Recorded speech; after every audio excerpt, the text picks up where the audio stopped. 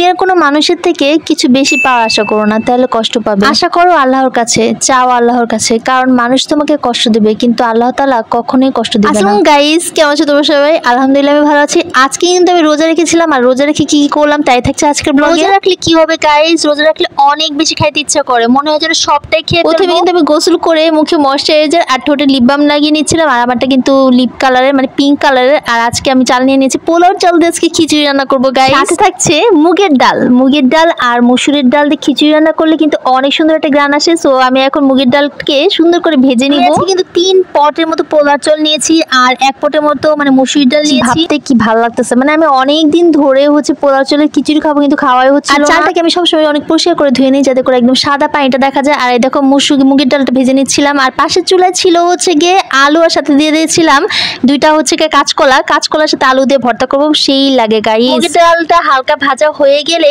আমি একটু দিয়ে দেবো পানি, দিয়ে ধুয়ে নিব ভালো মতো। আর এটাকে আমি পানিতে ভিজিয়ে রেখেছিলাম 15 মিনিটের মতো। আজকে খিচুড়িটা কিন্তু আমি একদম সবজি দিয়ে রান্না করব, তার সাথে দিয়ে দিয়েছিলাম গাজর, পটল, সিম, পাকা পেঁপে আর হচ্ছে গিয়ে কি বরবটি, আর সাথে দিয়ে দেবো যে অল্প একটু গোস। এটা দিলে কিন্তু অনেক বেশি ভালো লাগবে, স্বাদ আসবে। মানে গোস আমি খুঁজে পাচ্ছিলাম না, এতটুকু ছিল।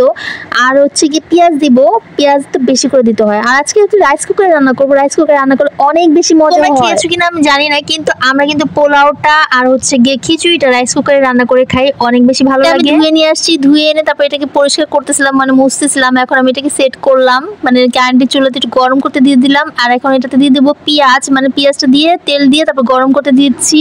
আর তেল, পেঁয়াজ, কাঁচামরিচ দিয়ে মানে একটু গরম করার জন্য ঢাকনা দিয়ে ঢেকে দিব। গরম হয়ে গেলে তারপর আমি দিব হলুদ, মরিচের গুঁড়া, এই যে টমেটো, আদা রসুন বাটা, আর হচ্ছে গিয়ে আর কি দিয়েছি, আর যত মশলা আছে সব দিয়ে দিয়েছিলাম। এগুলো দিয়ে আমি ঢেকে দিয়ে দিয়েছিলাম। ও জিরা গুঁড়াও দিয়ে দিয়েছিলাম। আর মরিচের গুঁড়োটা আমি সবচেয়ে একটু বেশি খাই, এর জন্য মরিচের গুঁড়োটা একটু বেশি দিই আমরা। এগুলো সব মিক্স করে আমি একটু নাড়াচাড়া করতেছিলাম, তারপর কিন্তু আমি ঢেকে দিয়েছিলাম। একটু পরে এসে দেখি পুরো পুড়ে গেছে গাইস, কি করবো? তারপর ভাবতেছিলাম এখন কি করা যায়, তো পানি দিয়ে দিয়েছিলাম, পানি দিয়ে নাড়াচাড়া দিলাম যাতে পুরো জিনিসটা একটু উঠে যায়। আমি যে সবজিগুলো ধুয়ে রেখেছিলাম সেগুলো কিন্তু এটাতে দিয়ে দিব, আর এটাতে দিয়ে মানে ভালো মতো একটু কষাবো। কষানোর পরে আমি কিছুক্ষণ পরে দিয়ে দিয়েছি মুগের ডালটা, যেটা ভিজিয়ে রেখেছিলাম, পানি সহ দিয়ে দিয়েছি। মুগের ডালটা দিয়ে আমি একটু কষানোর জন্য এটা রেখে দিব। আর আমি একদম কোনো কিছু একটা ডালও কড়াই তো রাখি না, একদম সুন্দর করে দিয়ে দিই, ঢেকে রেখে দিব। আর এটা দিয়ে এভাবে করে যদি রান্না করো না অনেক বেশি মজা হবে। তারপর আমি পোলাও চালটা আর হচ্ছে মসুর ডালটা যেটা ধুয়ে রেখেছিলাম সেটা দিয়ে দিই। গাইস সবচেয়ে মজা লাগে চিকন চালের খিচুড়ি নতুবা পোলাও চালের খিচুড়ি, একদম কিন্তু ভাতের চালের যে খিচুড়িটা এত বেশি ভালো লাগে না।